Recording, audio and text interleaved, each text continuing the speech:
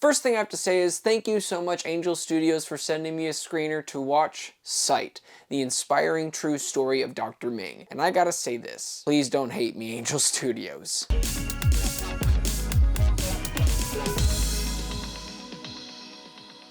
When a blind orphan arrives in his waiting room seeking a miracle, a world-renowned eye surgeon must confront his past and draw on the resilience he gained growing up in China during the Cultural Revolution to try to restore her sight. The opening to this film had me like, dang, you're already starting there? You got me in the feels? Okay, Angel Studios, I am in. And then the rest of the movie plays. Not impressed. I am a huge fan of Angel Studios. I think over the last couple of years, they have been redefining what it means to have faith-based movies. Actually have quality, have a good director, have a good script, have great acting. I mean, we've gotten Sound of Freedom, then we got Cabrini. This movie should have been a lot more impactful for what this story is trying to convey with the inspiring true story that this movie is based on. It's just a shame that we have such a powerful story that deals with racism, violence, a Chinese political uprising, and the movie just feels like it's a PG film while actually being PG-13. I say this because Angel Studios has done this before where they have taken a story that is so heavy in concept and themes and it feels like we are transported back in that time, like Cabrini. But here it felt very low budget with tight amateur shots that are serviceable. As I go forward in this review, I don't hate this movie, I just felt like it could have offered us so much more emotion and more impact with this incredible true story.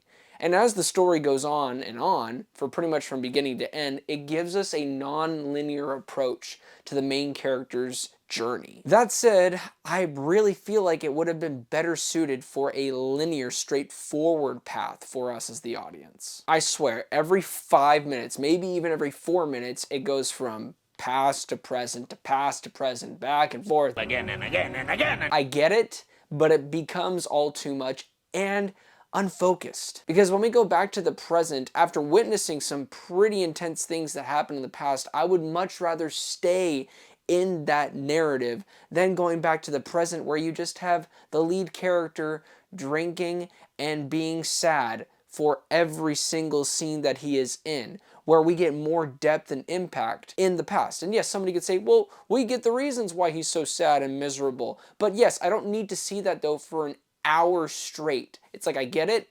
Obviously this is gonna happen, and then that's gonna happen. Way too long to get to that point, buddy. This is a weird thing to say because the cast is actually pretty stacked. If you look at their IMDb, they have some pretty respectful projects behind them. But for Terry Chen, who plays the main lead in this film, his performance comes out a bit flat and one note for my liking. I don't necessarily know if it's his fault or the director and wanting to convey to us this depressed man who doesn't know how to confront his past. I am excited though to see more of Ben Wang, who played the younger version of Ming. Here's to the next Karate Kid film, Ben. Now this movie isn't completely terrible, it just never reaches the heights of this amazing true story. And in a world where Angel Studios has a decent track record for stories like this, I do find this project to be a disappointment, and for that I'm going to give it a 5 out of 10. Well, thank you guys so much for watching this review. It really means a lot. Please don't forget to like and subscribe, and also don't forget to be blessed.